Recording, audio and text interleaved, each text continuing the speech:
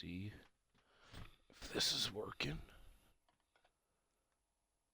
If y'all watched my videos last week, I went into heavy detail about it being extremely hot. Well, this week, I'm not going to say that it's extremely cold, but it's very cold. But to me, it does not really bother me as much, but I did feel the need to make note of it. And I do believe that everything is working, and I do believe that we're here for another retro review number 11, and it's the follow-up to last week's review. We are reviewing WWE WrestleMania 38 Night 2, WrestleMania 38 Sunday, which I'm pretty sure I labeled last week Night 1, so this week will be Night 2.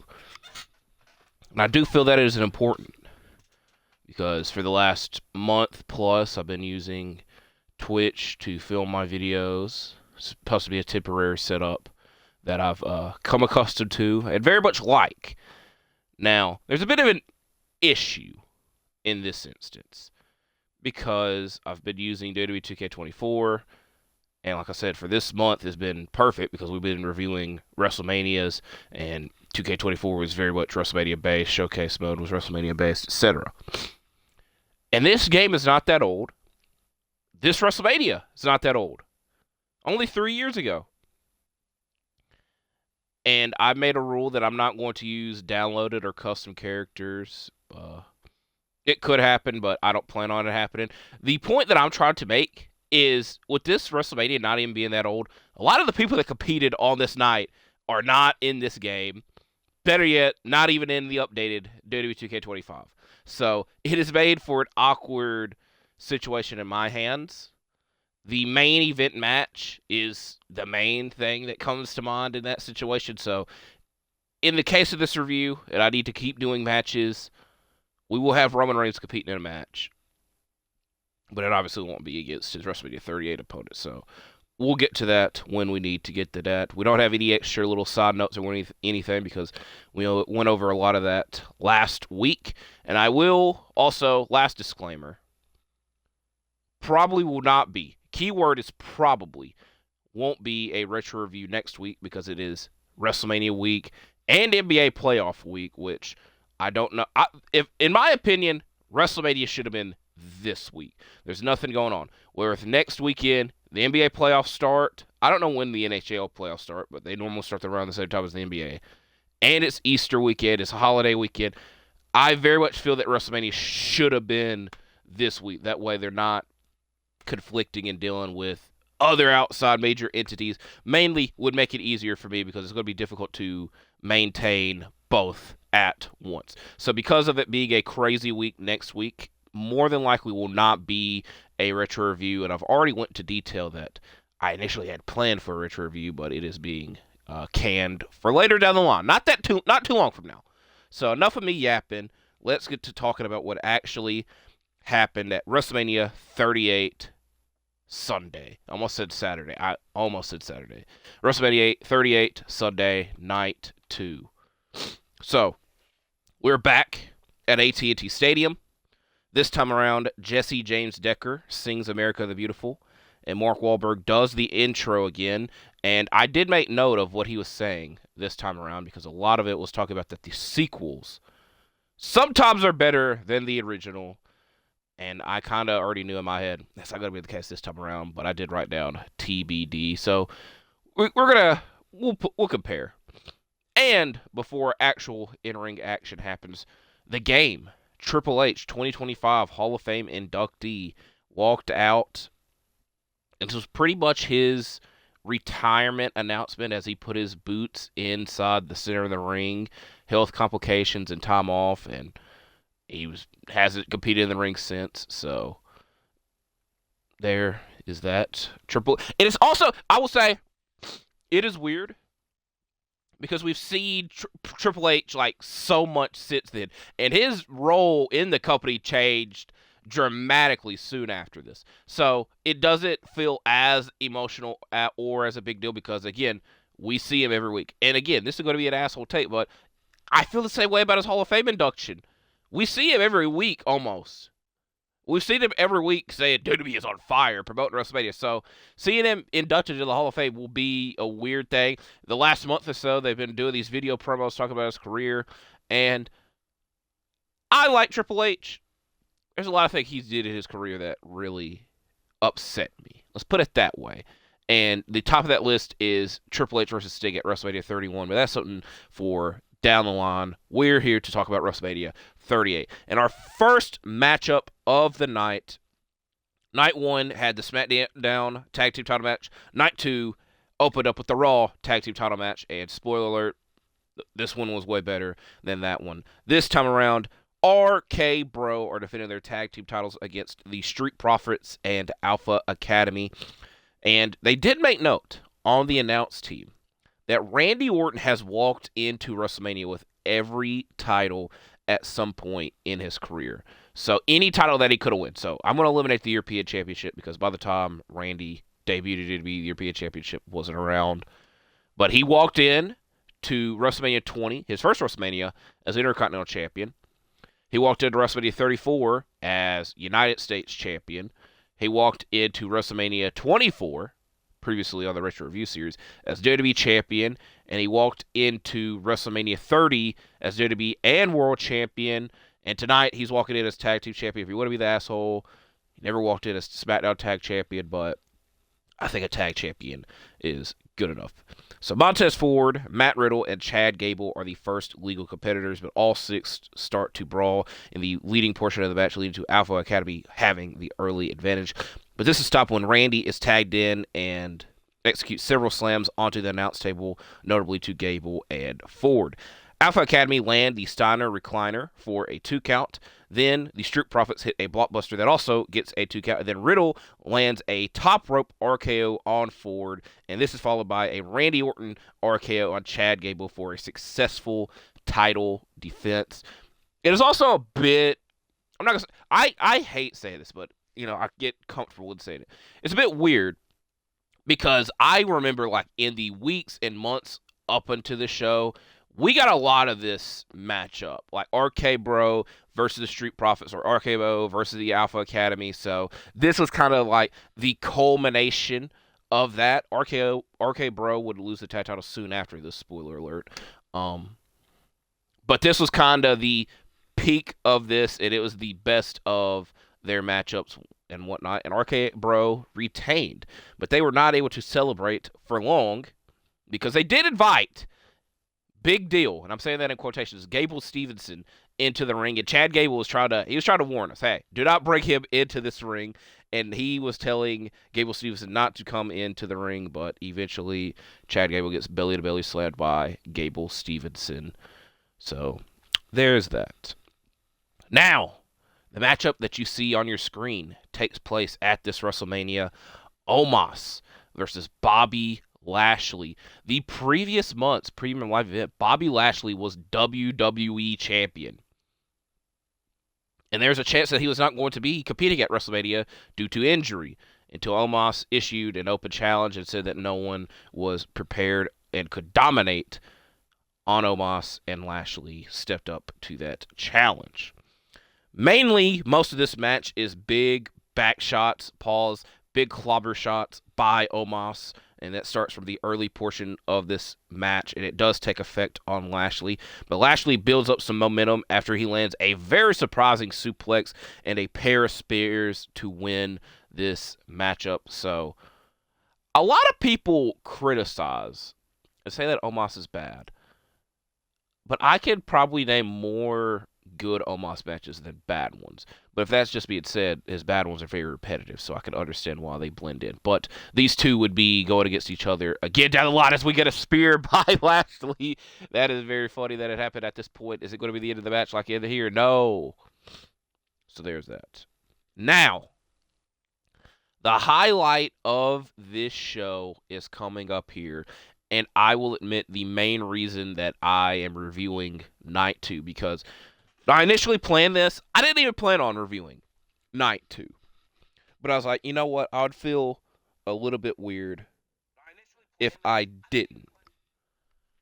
but we have an anything goes match between Sami Zayn and Johnny Knoxville. And there's a lot that can be discussed in the build to this matchup, so I did write down some of the highlights and notable things. But Johnny Knoxville and the Jackass gang were promoting their Jackass Forever movie. And in doing so, Johnny Knoxville entered himself into the Royal Rumble, and Sami Zayn took exception to this.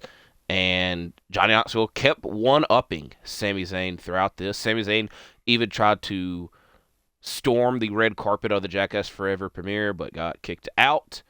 During this, I have very little memory of this, but it seemed funny that Sami Zayn did his own parody of Jackass and called it In Zayn. And Johnny Knoxville interfered during it because Sami was faking it. Because he's like, none of these weapons are turned on. None of this is working. And then Johnny Knoxville had to show Sami how it all worked. There's a part in which Sami Zayn's phone number was leaked by Johnny Knoxville after he put it on one of those helicopters that has the banner message on it, and Sami Zayn got thousands of messages and phone calls after it. And probably the thing, I just named a lot of things, probably the thing that gets forgotten the most is this matchup could have been for the Intercontinental title, because Sami Zayn was the Intercontinental Champion. But Johnny Knoxville cost him that IC title, and it went to Ricochet instead. So now we're getting this anything goes matchup between Sami Zayn and Johnny Knoxville, but I need to set up our next matchup first. We get an immediate big boot to start the match off, and Zayn gets distracted by the other cast members of Jackass at ringside, and this is just for him to be attacked with a fire extinguisher. More weapons are introduced at this point, including a crutch and a trash can and a bowling ball, which is used a bit later.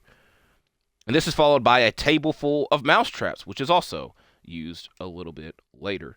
Zayn lands a suplex through a different table, and this only gets a 2 count. And then Zayn attempts a haluva kick, but is met with an air horn. Then Chris Pontius, in his party boy form, gets into the ring and starts to party boy it up on Zayn. And then Sami shouldn't have done this because then he is met and attacked. He throws Pontius under the ring, and then he's trying to make sure that he is under the ring for sure, and he gets attacked by Wee Man. And here's the thing. Here's the good thing. I could say, oh, this is the highlight of this match. I don't know. There are so many cool and great moments that happen in this match that this is one of the highlights of the match. I'm sorry. I got to see this when it happened. But Wee Man comes into the ring and attacks Sami Zayn and even slams him, very Hogan Andre-esque. Knoxville lands a crazy tornado DDT that gets a 2 count, and then Zayn attempts to do something off the top rope, but Knoxville sets the pyro off, and it knocks Zayn off. More damage is done once that bowling ball is then used, and Knoxville chases Zayn around with a taser, but Zayn runs into the big hand that is outside, and he gets smacked in the face. Then, lastly, more damage is done when Zayn is pushed through a table that has the mousetraps on the outside, and an even bigger mousetrap is introduced into the ring, and it traps Sami Zayn. It did mess up, but Knoxville fixed it, and Johnny Knoxville picks up the victory at WrestleMania. Very, very fun match.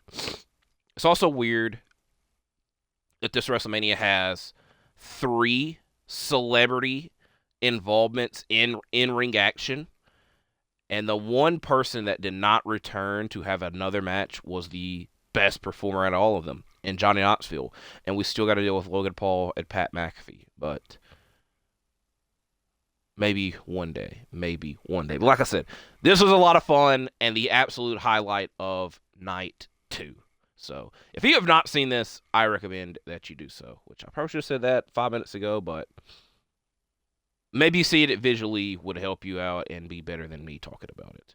As now, our next matchup is a women's tag team title match. Queen Zelina and Carmella versus Shayna Baszler and Natalya versus Rhea Ripley and Liv Morgan versus Naomi and Sasha Banks. And I'm not going to say that this matchup necessarily caused a lot of drama down the line. The women's tag team titles at this time period were a bit of a mess, and a lot of it just seemed that a lot of the matchups were teams that were just put together. They weren't actual teams. Like Queen, Zelina, and Carmella, going to be honest with you, no memory of them being the damn tag team champions.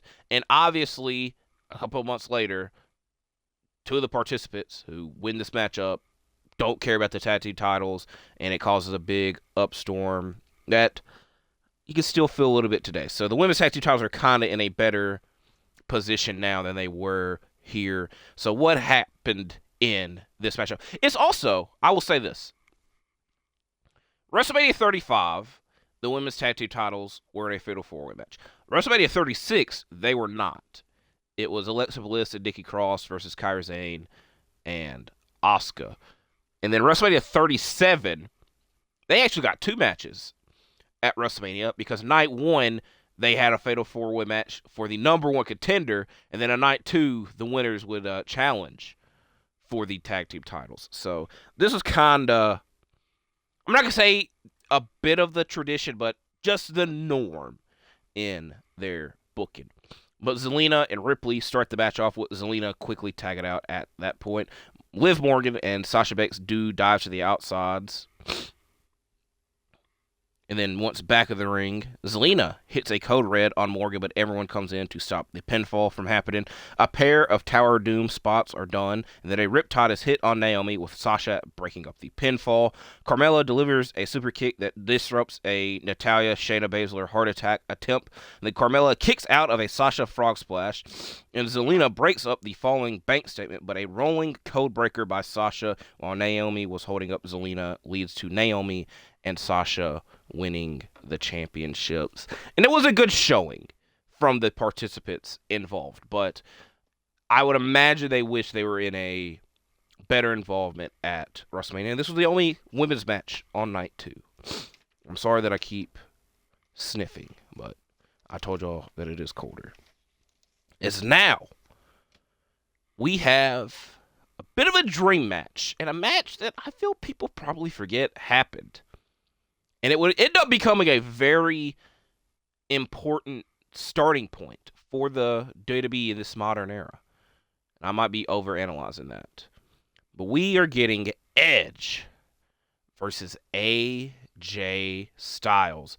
Edge could face anyone at WrestleMania, issued an open challenge, which it's very weird that was kind of like so many people were getting open spots for WrestleMania, but Edge, you can understand why that was the case. He was in the previous year's main event. But the person that stepped up for this to deliver us a first-time matchup was AJ Styles. And Edge was telling AJ that he wants to see the old AJ Styles. He does not want to see the AJ that has been teaming with Omos for the past year. And especially because we'd be seeing another side of Edge. And he a lot of people were comparing it to his Brood days, just understandable, but instead of the color red, it will substitute for the color purple. And like I said, it's the starting point of something important in the WWE, but we wait to the end of this match to discuss that. So now we're getting Edge versus AJ Styles, and the match has not even started, and AJ has a cut on his cheek, and I remember this. I don't know where it came from. If I was to speculate, I think he hit his head on the stage because the stage was very, very low. So maybe it was for that. Maybe it wasn't. Who really knows? It doesn't play that big of an effect. But AJ starts this match off aggressive after landing a drop kick and a pair of arm drags. Edge gets his knees up after an AJ 450 splash attempt. Then Edge keeps AJ grounded at this point with AJ landing a suplex into the corner. AJ's torture rack into a spinning slam gets a 2 count. Then we get a boo-yay punch exchange that leads to a Pele kick and a calf killer attempt, but it is quickly turned into an Edge crossface. A battle on the turnbuckle leads to both men outside and hitting the apron.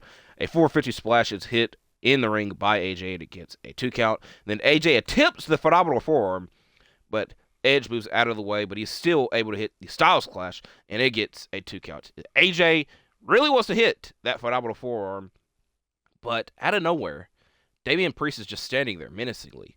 And AJ is a bit shocked by this, but like I said, he's just standing there.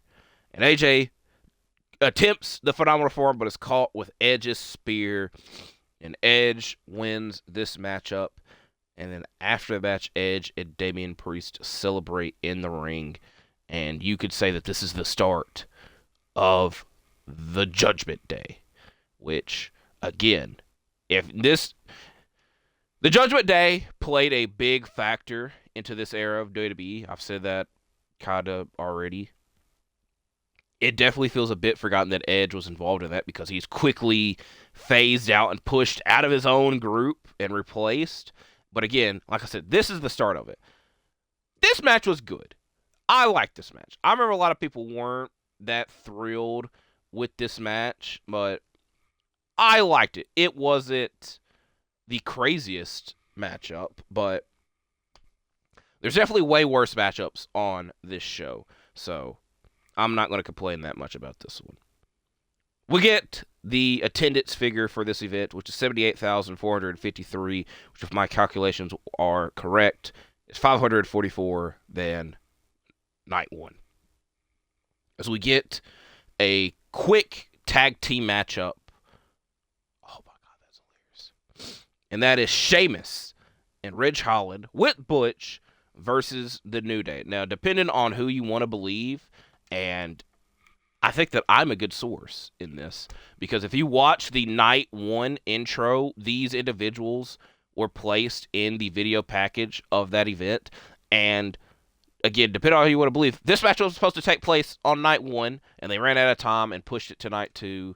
Ultimately, I don't think that that's the biggest deal because the match still happened. And like I said, me talking about it and everything that I'm going to say prior to the match is more than likely longer than the matchup itself. But I need to do something first. So I told y'all, first of all, Brock Lesnar's out of this game. Roman Reigns faced Triple H at AT&T Stadium before, so we're going to try to give Triple H and Roman a bit of a chance at redoing history and having a better matchup. So Triple H is replacing Brock Lesnar for this event. I hope that y'all understand why. And I did put the title on Triple H. You're going to also see my other champions. So, Sheamus and Ridge Holland versus the New Day. This is also what sucks. This is the build and the rivalry that led to Big E's injury that still is being affected to this day, and hopefully we get to see Big E back in a WWE ring. But if not, hopefully he is happy in his situation, which he seems to be, depending on what jackasses want to say on Monday Night Raw, which I wasn't even paying attention and had to see it on Twitter. So that sucks. Again, a lot of this matchup was not as long as everything that I've said leading up to it, but we get an immediate attack by the Brawling Brutes, with Ridge and Kofi starting the match off. Butch chases around the New Day for a majority of this match, and this sets up Sheamus to hit bro kicks on both of the New Days, and then a Northern Grit, which is a sidewalk slam, is hit by Ridge, and the Brawling Brutes win this matchup. It is what it is. I did forget to say that the New Day did come out in Big E inspired gear, which, looking at where we're at now, a bit crazy. I will admit that I did skip this segment because it felt like it was night one, and they could have been from night one. But The Undertaker came out again and just very much waved at the audience. So fans that were not there's 544 people that were not there the previous night, but Undertaker came out and waved to the fans. They didn't bring out all the other Hall of Fame inductees that year, but I felt what they should have done is essentially what they've done since then and kind of re-debuted the American Badass Undertaker. So I felt in this appearance he should have came out on the motorcycle and still could do his waves and whatnot. Then he does the hand in the air, the fist in the air, but it very much was just a repeat of night one. Now, I did not write down any pre-match notes for what happens next. I thought to myself, I want to wing it. And more importantly, it's not as important or noteworthy. We have Pat McAfee versus Austin Theory. A lot of controversial people were involved in this matchup. Long story short, Pat McAfee, I don't have the biggest problem with. I know that a lot of wrestling fans do. I know that a lot of football fans and people that like ESPN have a problem with Pat McAfee. It's very difficult to please and be happy with everybody. The saying that I always say is, if you try to please everybody, no one ends up being pleased. And the only real time that I would tune in to his show is when Aaron Rodgers is on it, or if something newsworthy would happen. And I will give him credit. He's been getting a lot of big name people to interview, a la LeBron James, which, again, I didn't even tune into any of that. And slowly over time, I stopped tuning into the Aaron Rodgers segments because I'm a Packers fan. Aaron's last season in Green Bay, we did not freaking win a lot. So it's just like, I don't really care what you're saying. I want us to win games. Why? Talk about how we can win some games, and I'll listen. Which it was not really, that was very rarely the damn case. But that's a subject for a different day. My point being, we could have done without this matchup. And essentially the build to this matchup is that Pat McAfee dreamed of competing at WrestleMania, and Vince McMahon granted Pat his dream. Which, guess what? I would like to wrestle at WrestleMania. It's a dream of mine. It's a dream of a lot of people. I don't know why that was made any more, different or special here. But that's just me hating a little bit. With Pat McAfee versus Austin Theory, I will admit that there is a cool moment in the build to this, because this one, Austin Theory, was the next thing for Mr. Man. I was trying to think what a future Universal Champion, which is impossible to happen now because the Universal title is gone, which is right there, but in real life it's gone. But there's a moment in this where Austin Theory poured a soda, it mainly looked like ice, but he poured a drink on Pat McAfee, and Pat McAfee chased Austin Theory, and Austin Theory ran to Vince McMahon's office, and Pat kicked the door down, and Vince came out. He's like, "You want me to take this match away? You want to screw this up?" So I thought that was a interesting note to this, and Mr. McMahon does join us for this matchup. And I also do have to point out that this is not Pat McAfee's first matchup, because he had several in NXT. Did you remember that Pat McAfee was in a War Games match? They were just letting anything happen back in the day.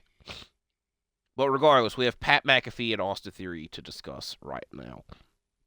McAfee starts the matchup with some punches, with Theory landing one to the throat of McAfee.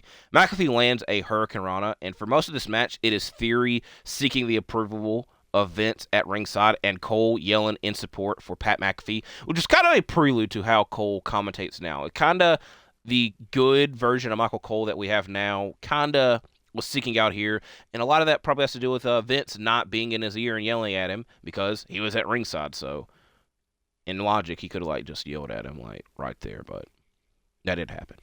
Theory moves out of the way of Pat's Swanton Bomb attempt, and then McAfee jumps up to the top rope to deliver a suplex that gets a 2 count, and then Theory attempts the A-Town down, but Pat spins out of it to, I want to call him just Pat, but Pat spins out of it to apply a roll-up and win the matchup. So Pat McAfee has won at WrestleMania. Not pleased with this, Mr. McMahon is very pissed, and he's facing off with McAfee, and he just stands there menacingly. He takes his jacket off, he takes his shirt off, and he challenges Pat McAfee. Now, what is very funny about this is early in the build and later in the build of WrestleMania 38, there was a rumor of Vince McMahon versus Pat McAfee being a match at this event. And a lot of people were like, no, why? What the, and I'll say it, what the fuck? And so when this matchup between McAfee and Theory was announced, people were like, okay, we don't have to worry about Vince. No, you do. Because now we're getting Pat McAfee versus Mr. McMahon. Vince dominates the matchup because Theory helps him out for the most part. He even hands Vince a Dallas Cowboys football, that he punts into the ribs of McAfee. And like I said, Vince dominates the matchup and wins. So I know that a lot of time they mention that, hey, Pat McAfee's undefeated at WrestleMania. And I know that people wish they can block Vince McMahon out of their mind, but Pat McAfee is not undefeated at WrestleMania, and I'll be the asshole to point that out. But Mr. McMahon has defeated Pat McAfee. Granted, we could have just got this matchup instead of the Theory matchup and got a absolute terrible WrestleMania match, but instead we get like 2 minutes of nothing. The only good that came out of this is that Stone Cold Steve Austin came out, still got a big pop because it's Stone Cold Steve Austin, and saves the day for Pat McAfee and delivers the greatest Stone Cold Stunner ever to Vince McMahon. And if y'all haven't seen it, y'all need to see it because it's just that great. But this was the last thing we saw before the biggest WrestleMania match of all time. Like y'all are about to see on your screens, a title unification match for the WWE and Universal Championships. It was Brock Lesnar versus Roman Reigns. Now, again, with this matchup, I did not write down any pre-show notes because there is a lot that you could dwell into and whatnot. So I'm kind of freeballing it here. But at SummerSlam 2021, Brock Lesnar returned to the WWE, and prior to seeing that, the last time that we saw him was WrestleMania 36, and he was aligned with Paul Heyman. And then since then, it was the start of the Bloodline and the start of Paul Heyman's alliance with Roman Reigns. So for a long time, Paul Heyman was very conflicted, but we're still in the starting point of this Roman Reigns Universal title run. And so Brock Lesnar faced Roman several times for it. And he was supposed to face Roman Reigns at the Day 1 Premium Live event, which was the first day of 2022.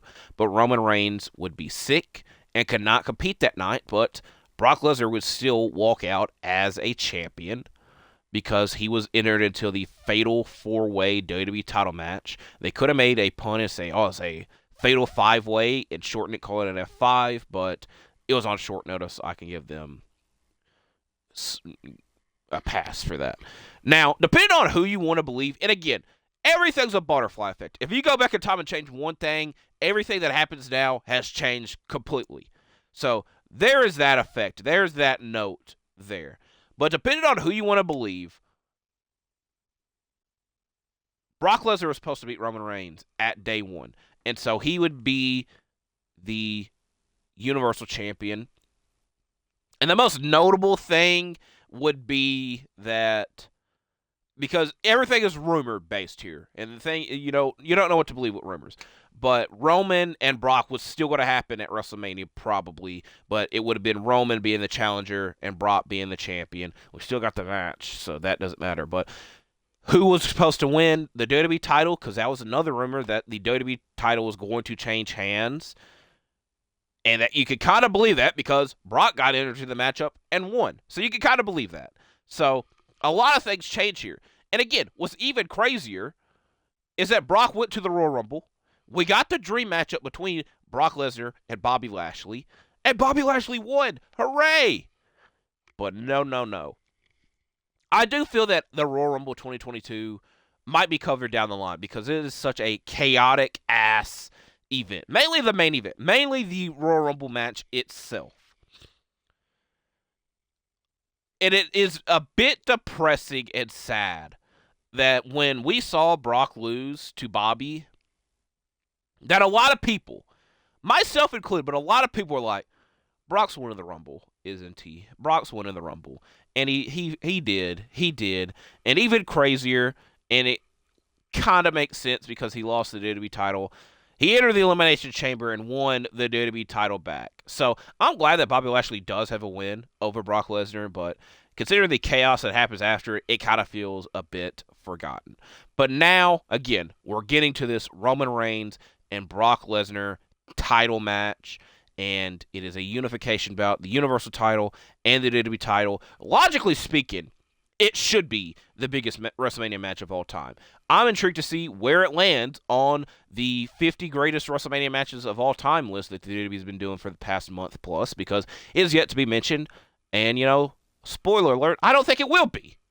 For a couple of obvious reasons, but it's not really it should be the biggest WrestleMania match because of the implications and whatnot, but because we saw these two compete several times before this and several times at WrestleMania, and I would have to go back and watch the WrestleMania 34 match, but this match is definitely not better than the match at 31, and it's not better than their next matchup that they have at SummerSlam, which is a story for a different day. But we need to talk about this WWE title and Universal title unification. Brock Lesnar, Roman Reigns. Let's get into it. Brock starts the match up off after he takes his gloves off and starts the match aggressively. This is slowed down when Reigns delivers a spear on the outside through a barricade, and Brock needs to get back in the ring, and he does so by the count of 9. Once he enters the ring, he is then hit with another spear that he's able to kick out of the pinfall.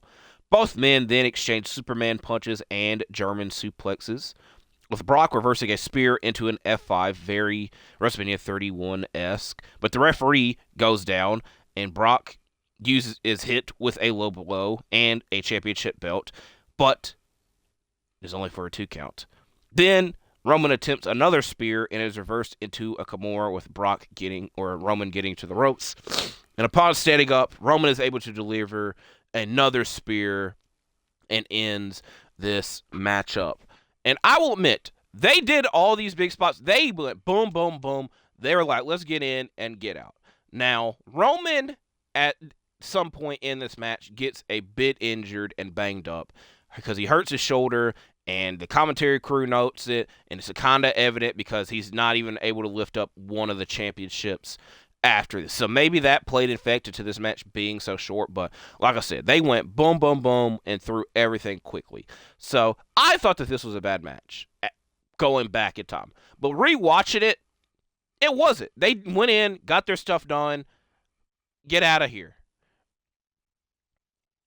It kind of feels that they should have went all out and made it a bigger deal because of the implications at hand.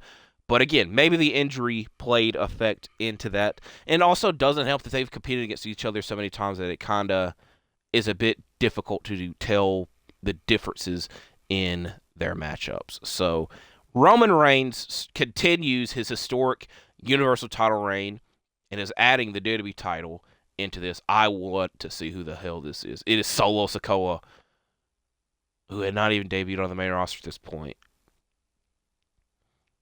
He's not even coming out. It's just this music. Oh, is Roman going to... Get Roman hit the spear? He can. Because he's got it. Okay, he does hit the spear. So Shawn Michaels going to come out. I was expecting him to kick out. The fact that he did is a bit hilarious. But perfect timing. Perfect timing. So, that's it for WrestleMania 38. I covered Night 1. I covered Night 2. We will be discussing several other 2022 events down the line. Like I said, more than likely next week we will not be having a retro review because it's WrestleMania week and NBA playoff week, but that is very TBD. This show was not better than Night 1 because Night 1 had three great matchups and 3 big moments in WWE history, and I'm giving it to Bianca and Becky because I enjoyed that matchup so much. And Bianca would come up one of the longest reigning women's champions there, and that was the start of that. So I could give credit there. We got Stone Cold's first matchup in 19 years, and we got Cody Rhodes' return to the WWE. So like I said, that was a very historic night. Night 2, we kind of got that in the main event, but Night 1 blows that out of the water, like I said. So Night 1 is definitely way better than Night 2, but Night 2 itself wasn't as bad as I remembered. It was mainly the Pat McAfee and Austin Theory stuff, and mainly Vince McMahon happened to involve himself. So I'm not as negative on this event as I was back in the day, but it's time to put it all behind us again as we got to move on to the future. So hopefully you enjoyed this video. I'll see y'all when I see y'all because I'm out. Stay safe and all that, and I'll be back at some point. I completely messed that outro out, but it is what it is. Bye-bye.